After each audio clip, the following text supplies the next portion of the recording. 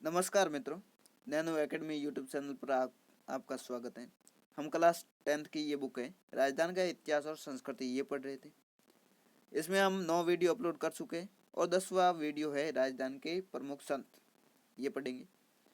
तो इसी के साथ नैनो एकेडमी यूट्यूब चैनल को सब्सक्राइब करना है, क्योंकि जब आप लाइक शेयर करोगे तो हमें भी अगला वीडियो बनाने के लिए मोटिवेशन मिलेगा।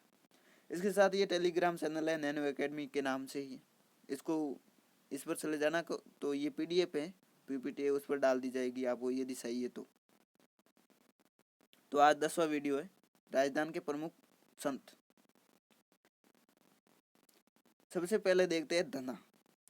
राजस्थान में धार्मिक आंदोलन का श्री गणेश करने का श्रेय धना को। ये श्री गणेश ध्यान रखना, क्वेश्चन में पूछा जा सकता है। धना का जन्म वो टोंक जिले के धुवन गांव में 1415 ईस्वी में जाट परिवार में हुआ। यानी धना ये जाट थे, इनका गांव धुवन गांव में हुआ था, टोंक जिले में। बाल्यकाल से ही इनकी प्रवृत्ति धार्मिक थी। कालांतर में धना काशी जाकर आचार्य रामानंद के शिष्य बन गए। जो आचार्य रामानंद है ये इनके गुरु थे। गुरु रामानंद के प्रभाव से ये निर्गुण उपासक हो गए, निर्गुण थे। गुरु रामानंद ने इन्हें घर पर ही रहकर भक्ति करने का आदेश दिया। इन्होंने अपने पैतृक व्यवसाय जो कृषि था उसमें रहते हुए आत्म शुद्धि का प्रयास किया। धना गुरु भक्ति में बड़ी निष्ठा रखते थे। उनका मत था कि गुरु भक्ति से ही परम पद की प्राप्ति हो सकती है। इन्होंने नाम स्मरण को ही ईश्वर प्राप्ति का प्रमुख साधन माना तथा औपचारिकताओं और बाह्य आडंबरों का विरोध किया। तो ये धना थे। अब देखते हैं संत पीपा। खींची राजपूत ये थे। पीपा गागरोन जो झालावाड़ में उनके शासक थे। जो पीपा जी थे ये शासक थे, बाद में संत बन गए। इनका जन्म 1425 ईस्वी में हुआ था। कालोपरांत पीपा काशी जाकर रामानंद के शिष्य बन गए। तो पीपा जी थे ये भी रामानंद के शिष्य थे। तो ऐसे और कौन से संत हैं जो रामानंद के शिष्य थे, आपको पता हो तो कमेंट बॉक्स में जरूर लिखना। धना के समान ही इन्होंने गृहस्थ जीवन में रहते हुए भक्ति का आदेश प्राप्त हुआ। पीपा के निवेदन पर आचार्य रामानंद अपने शिष्यों सहित द्वारिका यात्रा पर जाते हुए गागरोन पधारे। तो रामानंद जी गागरोन आए थे, किसके निवेदन पर? तो पीपा जी के निवेदन पर। जब पीपा भी राज्य त्याग कर छोटी रानी सीता जो इनकी रानी है उनके सहित इनके संग ओली राज्य त्याग कर ये रामानंद जी है इनके साथ चले गए। इसके पश्चात घूमते हुए टोडा जो टोक है वहां आए और वहां के शासक सूरसेन को अपनी दौलत संतों में बांट देने पर अपना शिष्य बनाया। अनेक स्थानों की यात्रा करते हुए वे पुनः गागरोन लौट आए और आहू तथा कालीसिंध के पवित्र संगम पर एक गुफा में रहने लगे। तो ये गुफा है, ये इसमें गागरोन दिया हुआ है, लेकिन जो ये एक क्वेश्चन आया था पटवार शिफ्ट 2021 में आया था, फर्स्ट शिफ्ट पीपा जी गुफा, तो उसमें पहले उन्होंने गागरोन माना था उत्तर, उसके बाद टोडा को माना। तो ये विवादित है। यदि आप उस क्षेत्र के हो तो कमेंट बॉक्स में जरूर बताना कि रियल में पीपा जी की गुफा है वो कहाँ पर है। इसमें गागरोन लिखा हुआ है लेकिन रियल में शायद तक ये टोडा में, टोडा जो टोंक वाला। अब आगे देखते हैं। यहाँ इनका मंदिर, निवास स्थान और गुफा प्रसिद्ध है। बाड़मेर जिले के समुद्री गांव है, उनमें पीपा जी का मंदिर है। यहाँ इनके मुख्य अनुयायी है वो दर्जी समाज के लोग हैं, जो प्रतिवर्ष चैत्र शुक्ल पूर्णिमा को विशाल समागम आयोजित होता है। पीपा से संबंधित विस्तृत साहित्य हस्तलिखित ग्रंथ भंडारों में उपलब्ध है, जिनमें पीपा की कथा, पीपा पर्सी ये बुक्स के नाम है, पीपा की वाणी, साखियां, पद आदि मुख्य है। 17वीं शताब्दी में एक हस्तलिखित ग्रंथ में पीपा द्वारा रचित एक चिंतामणि नामक ग्रंथ भी प्राप्त हुआ है। जो चिंतामणि है ये किसका ग्रंथ है? ये पीपा जी का है, हस्तलिखित है। ये क्वेश्चन देखते हैं, कंप्यूटर एग्जाम कोई हुई थी उसमें 2021 में पूछा गया था संत पीपा के गुरु कौन थे, तो वो रामानंद जी थे। और ये गुफा वाला तो आपने देख लिया। ईश्वर प्राप्ति के गुरु निर्देशन को पीपा ने आवश्यक बताया। भक्ति को ये मोक्ष प्राप्ति का प्रमुख साधन मानते हैं। पीपा मूर्ति पूजा का विरोध करते हुए ईश्वर उपासना करने पर जोर देते। पीपा उस नीच में विश्वास नहीं करते थे। वे प्राणी मात्र की समानता का समर्थन करते हुए कहते हैं कि ईश्वर की दृष्टि में सभी प्राणी समान है। अब देखते हैं जाम्बोजी। ये विष्णु संप्रदाय है। उनके प्रवर्तक जाम्बोजी का जन्म 1451 ईस्वी में भाद्रपद कृष्ण अष्टमी को पीपासर नागौर में पड़ता है, वहां पर इनका जन्म हुआ। ये भी पंवार वंशीय थे। लोहड़ जी तथा हंसाबाई, हंसा देवी है, इनके घर पर इनका जन्म हुआ था, हंसा देवी। 1483 ईस्वी में माता पिता के देहांत के पश्चात वे गृह त्याग कर समराथल, जो बीकानेर में, वहां रहते हुए सत्संग तथा हरि चर्चा में अपना समय व्यतीत करने लगे। 1485 ईस्वी में इसी स्थान पर इन्होंने विष्णु संप्रदाय का प्रवर्तन किया। कौन से स्थान पर? जो समराथल है बीकानेर, वहां पर 1485 ईस्वी को विष्णु संप्रदाय है, इसको प्रारंभ किया। इनके जीवन तथा विचारों पर आचरण करने वाले विष्णु कहलाए। इनके जो 29 नियम होते हैं, 20 और 9, तो ये विष्णु कहलाए। इन्होंने अपने अनुयायियों को 29 सिद्धांतों का पालन करने का आदेश दिया।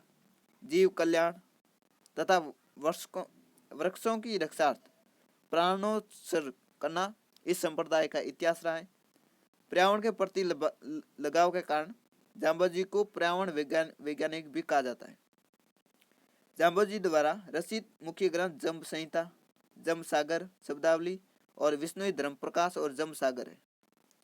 ये इनके ग्रंथ है, जम्ब संहिता, जम्ब सागर शब्दावली, विष्णु धर्म प्रकाश और जम्ब सागर।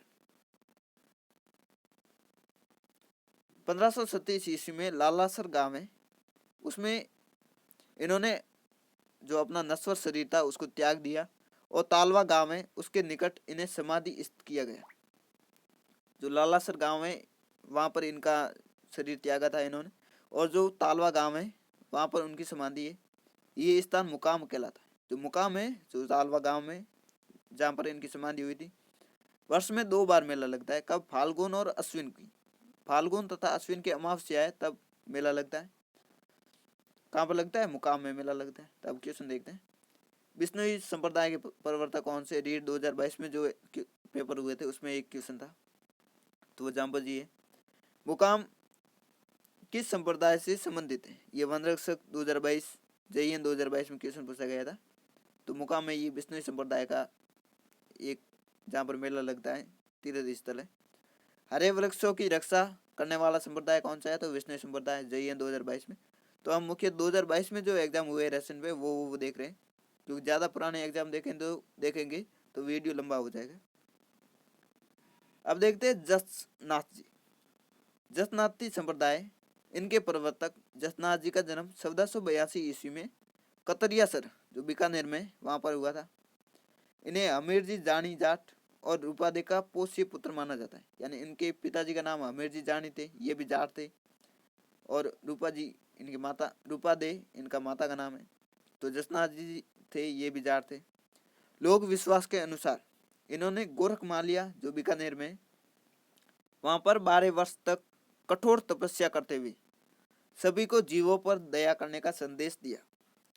जसनाथ जी ने लोप पंगल नामक तांत्रिक है उसका घमंड सकनासूर किया। राव लूणकरण को बीकानेर का राजपद पाने का वरदान भी दिया। किसको? राव लूणकरण को वरदान दिया था। यानी जसनाथ जी और राव लूणकरण ये समकालीन थे। इनके चमत्कारों से प्रभावित होकर दिल्ली सुल्तान सिकंदर लोदी तक ने इन्हें कतरिया सड़क के पास भूमि दी। जो सिकंदर लोदी है ये भी इनके समकालीन थे। 1500 ईस्वी में जसनाथ जी तथा जाम्बोजी का परस्पर मिलन हुआ। जो जसनाथ जी और जाम्बोजी है इनका 1500 ईस्वी में मिलन हुआ, तो ये भी आपस में समकालीन थे। जसनाथ जी ने अश्विन शुक्ल सप्तमी 1506 ईस्वी में 24 वर्ष की अल्प आयु में कतरिया सर में ही जीव समाधि ले ली। तो इनका जन्म भी कतरिया सर बीकानेर में हुआ था और इनकी समाधि है ये भी कतरिया सर में जीव समाधि ली थी। इनके उपदेश सिम्बुदड़ा व कोंडा नामक ग्रंथ में, सिम्बुदड़ा और कोंडा नामक ग्रंथ है उसमें संग्रहित है। किसके? जसनाथ जी के।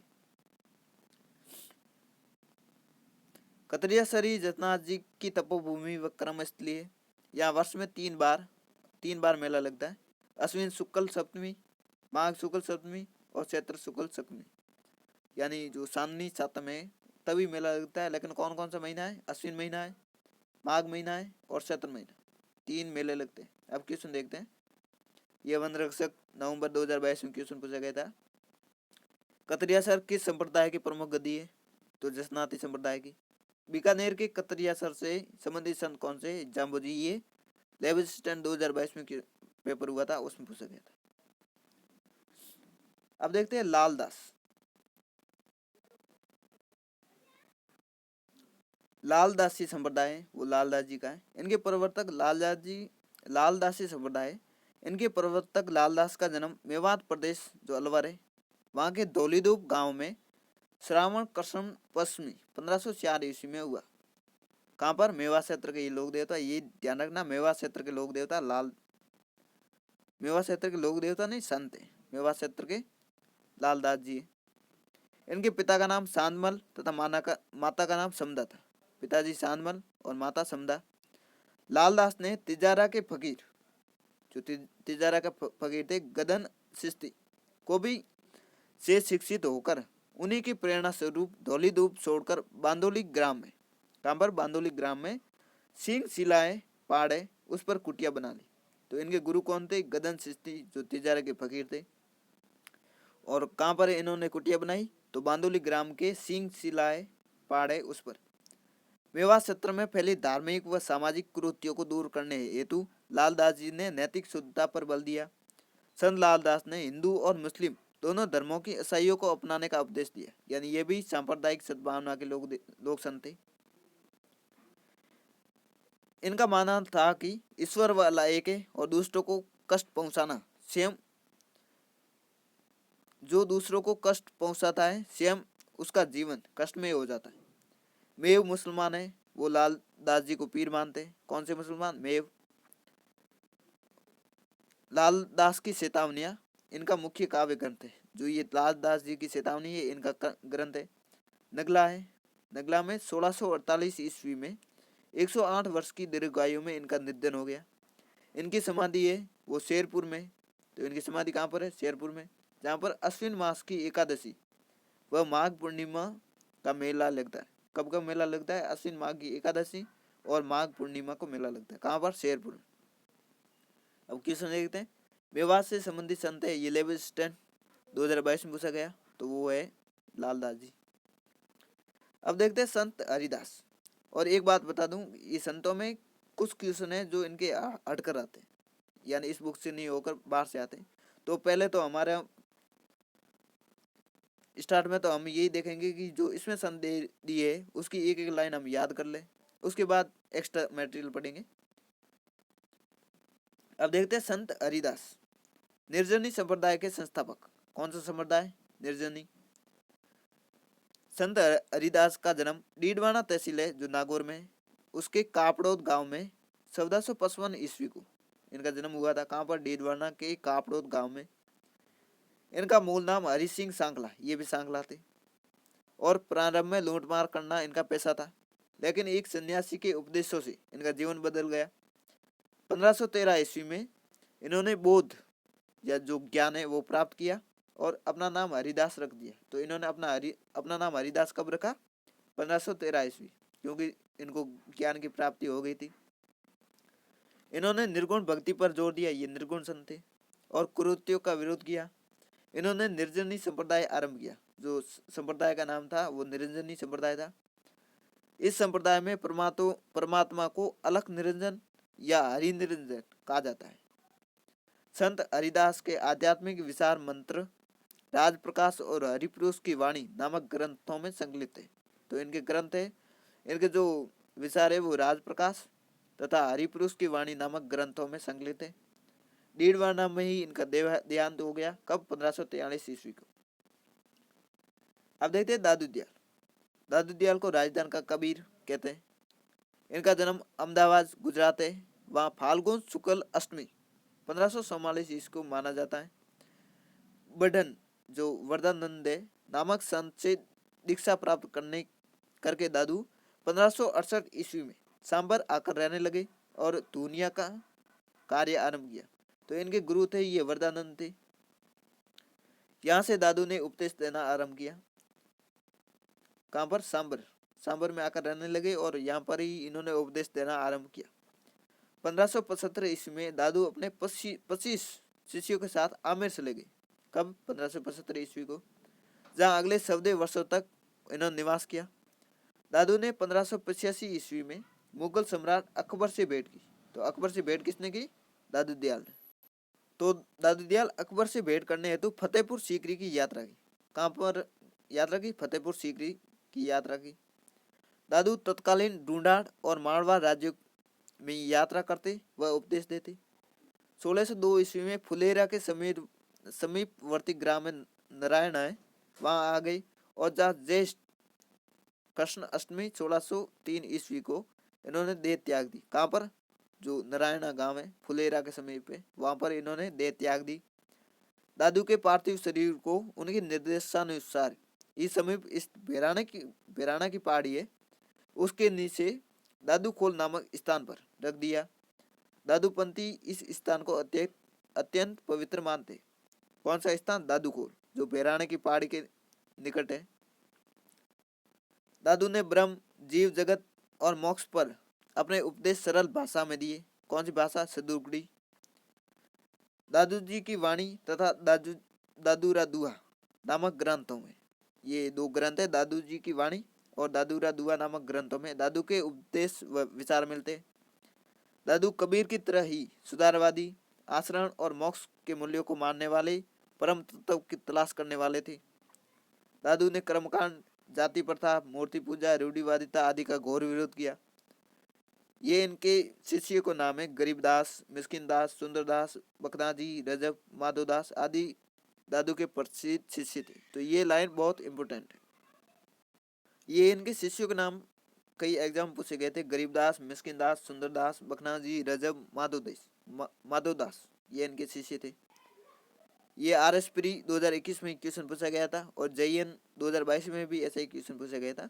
बकनाजी, संत दास और जगन्नाथ दास और माधवदास नामक संतों का संबंध निम्नलिखित में से किस संप्रदाय के साथ है? ये दादू पंथ है। और ये क्वेश्चन देखते हैं, निम्नलिखित में से कौन दादू दयाल के शिष्य नहीं है? तो गरीबदास जी है, रजब जी है, सुंदरदास है, ये अभी हमने देखा था। लालदास जी इनके शिष्य नहीं। निर्जनी संप्रदाय के संस्थापक कौन है? तो हरिदास है, ये हमने यहीं पर देखा था, संत हरिदास, ये निर्जनी संप्रदाय के संस्थापक है। अब क्वेश्चन देखते हैं, मुगल सम्राट अकबर द्वारा जिस संत को फतेहपुर सीकरी आमंत्रित किया था वह कौन था? ये वनरक्षक नवंबर में एग्जाम हुई थी, उसमें पूछा गया था। तो ये दादू दयाल जी थे, इसमें ये लाइन देखी थी हमने। ये फतेहपुर सीकरी की यात्रा की यहाँ पर। तो ये एग्जामों में डायरेक्ट इस बुक से लाइन टू लाइन उठाई जाती है। ये 2022 का एग्जाम, ये 22 का, ये 22 का, ये रेसन में एग्जाम हुई उसमें सीधे इस बुक से क्वेश्चन उठाए गए। अब देखते हैं मीराबाई, कृष्ण भक्त कवित्री व गायिका। मीराबाई 16वीं सदी के भारत के महान संतों में से एक थी। मीरा को राजस्थान की राधा भी कहा जाता है। इनका जन्म मेड़ता, जो वर्तमान पाली में पड़ता है, मेड़ता के राठौड़ राव दूदा है, उनके पुत्र रतन सिंह के घर में कुड़की, जो पाली है, नामक ग्राम में 1498 ईस्वी में इनका जन्म हुआ था। इनके पिता रतन सिंह राठौड़ बाजोली के जागीरदार। कहाँ के जागीरदार थे? बाजोली के। मीरा का लालन पालन उनके दादाजी थे राव दूदा, उनके यहाँ मेड़ता में हुआ था। इनका विवाह 1516 ईस्वी में राणा सांगा के ज्येष्ठ पुत्र थे युवराज भोजराज, उनके साथ हुआ। पर विवाह के कुछ वर्ष पश्चात ही पति की मृत्यु हो गई, यानी भोजराज जी थे, इनकी मृत्यु हो जाने से ये तरुण अवस्था में ही विधवा हो गई। मीरा का साधु संतों में उड़ना बैठना और उनके साथ भजन कीर्तन करना उनके देवर थे राणा विक्रमादित्य, उनको पसंद नहीं आया। विक्रमादित्य ने मीरा को जहर देने और शराब से कटवाने का प्रयत्न किया, किंतु मीरा की कृष्ण भक्ति कम नहीं हुई। कृष्ण भक्ति का विचार मीरा को अपनी दादी से प्राप्त हुआ था। एक बार एक बारात को दूल्हा सहित जाते देखकर बालिका मीरा अत्यंत प्रभावित हुई और अपनी दादी के पास जाकर उत्सुकता से अपने दूल्हे के बारे में पूछने लगी। दादी ने तुरंत ही गिरधर गोपाल का नाम बता दिया। मीरा को तभी से गिरधर गोपाल में लगन लग गई। तो ये मीरा को इस तरह जो श्री कृष्ण जी थे उनसे प्रेम हुआ था। मीरा अपने अंतिम समय में गुजरात में द्वारिका के डाकोर स्थित रणछोड़ मंदिर है वहां चली गई और 1547 ईस्वी में अपने गिरधर गोपाल में विलीन हो गई। मीरा जी की पदावली प्रसिद्ध है। जो मीरा जी की पदावली है वो प्रसिद्ध है।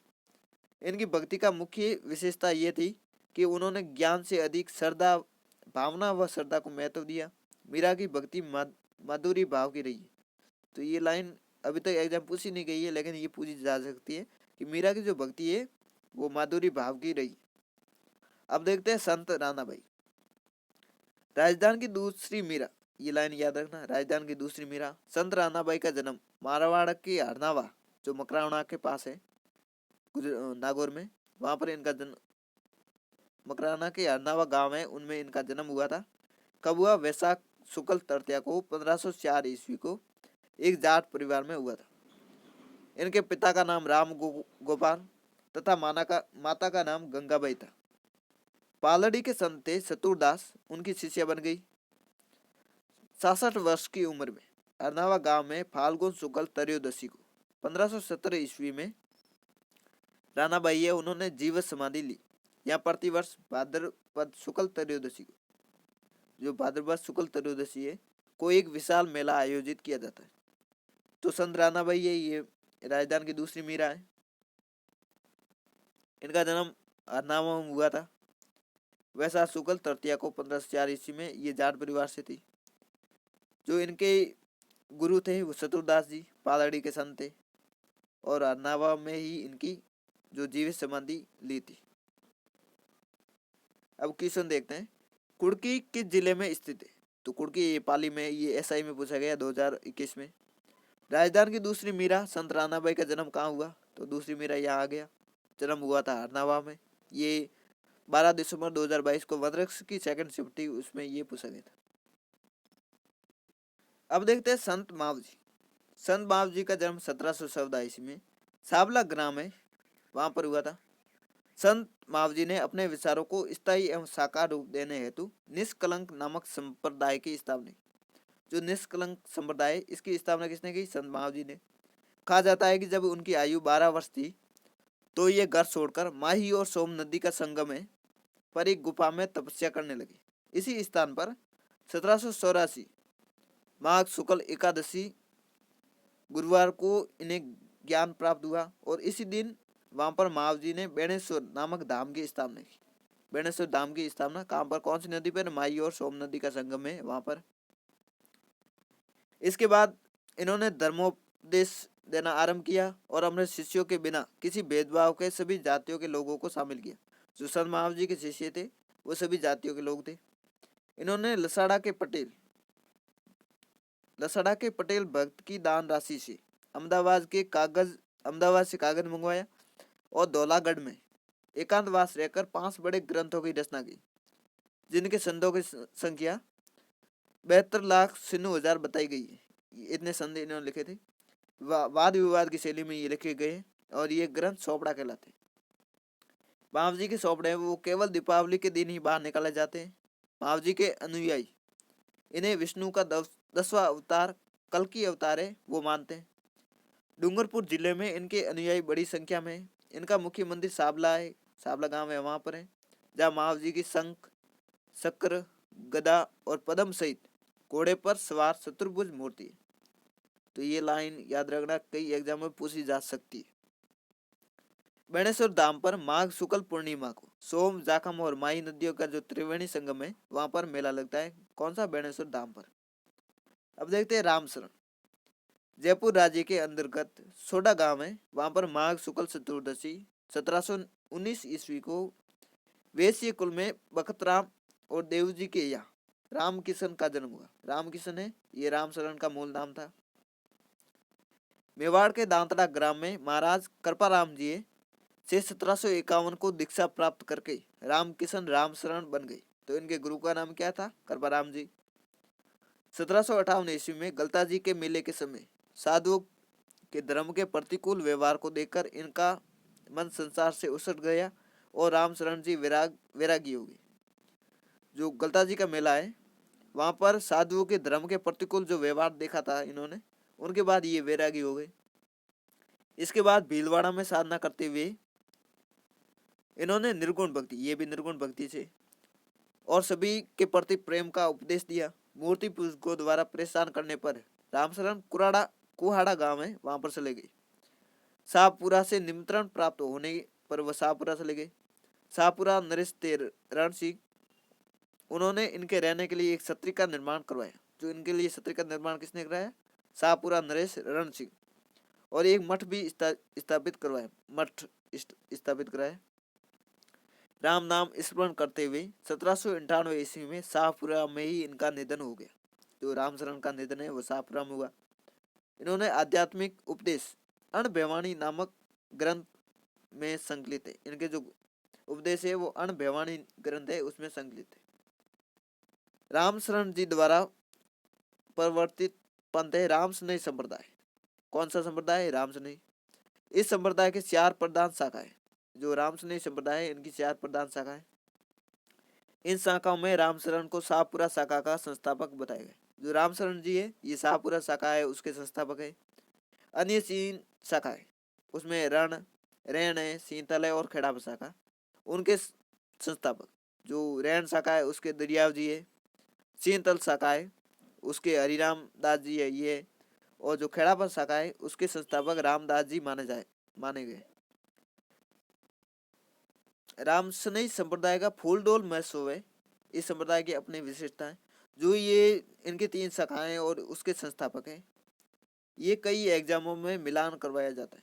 तो इनकी 3 के 4 शाखाएं, इन शाखाओं के नाम और संस्थापक ये याद कर लेना, और कई एग्जामों में ये पूछा गया है। अब देखते हैं महर्षि नवल राम। नवल संप्रदाय के संस्थापक नवल राम का जन्म भाद्रपद कृष्ण अष्टमी को विक्रम संवत 1840 को हर्षोलाव जो नागौर में, उसमें दलित समुदाय से संबंधित एक मेहतर परिवार में हुआ। जो महर्षि नवलदास है, इनका जन्म दलित परिवार में हुआ था।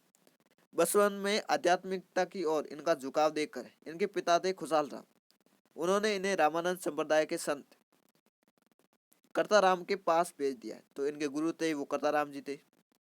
गुरु कर्ताराम ने ही इनका नाम नवल राम रखा और निर्गुण व निराकार ईश्वर का उपदेश दिया। महर्षि नवल राम ने देश में जगह जगह भ्रमण कर शिक्षा के महत्व पर बल दिया। इन्होंने समाज में व्यापक रूढ़िवादी दृष्टिकोण, आडंबरों, जादू टोना, सती प्रथा, अस्पृश्यता, पर्दा प्रथा, बाल विवाह आदि धार्मिक व सामाजिक कुरीतियों का विरोध करते हुए जनमानस को जागरूक किया। महर्षि ने सत्य, गुरु और ईश्वर भक्ति को मोक्ष प्राप्त करने का सहायक माना। इन्होंने एकेश्वरवाद का समर्थन किया और निराकार ईश्वर की उपासना पर बल दिया।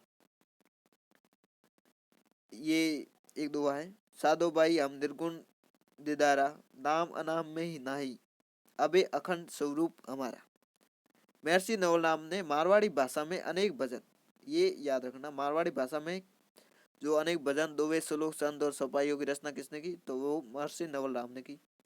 मारवाड़ के शासक थे मान सिंह, इनका बहुत बड़ा सम्मान करते थे।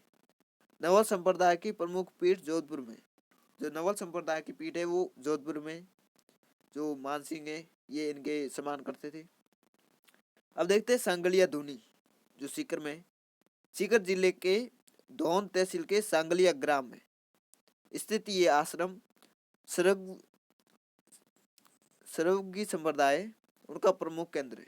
कहाँ पर? सांगलिया गांव में, सीकर में, जिनकी स्थापना लकड़दास महाराज द्वारा की गई। कौन से महाराज? लकड़दास। कब? 1649 ईस्वी में। यह संप्रदाय जाति पात की भेद के स्थान पर मानव मात्र की सहायता में विश्वास करता है।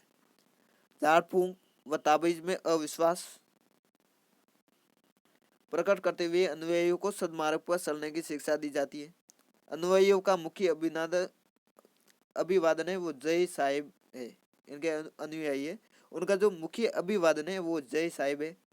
आश्रम में प्रत्येक महीने की अमावस्या व पूर्णिमा को सत्संग का आयोजन होता है, जिसमें आडंबरों के स्थान पर केवल आध्यात्मिक भजन किए जाते हैं।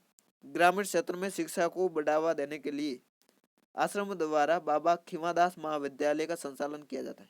कौन सी महाविद्यालय? बाबा खीमादास। इस महाविद्यालय की स्थापना के लिए राष्ट्रपति KR नारायण ने उनके द्वारा आश्रम के पीठाधीश्वर खीमादास महाराज को सम्मानित किया गया।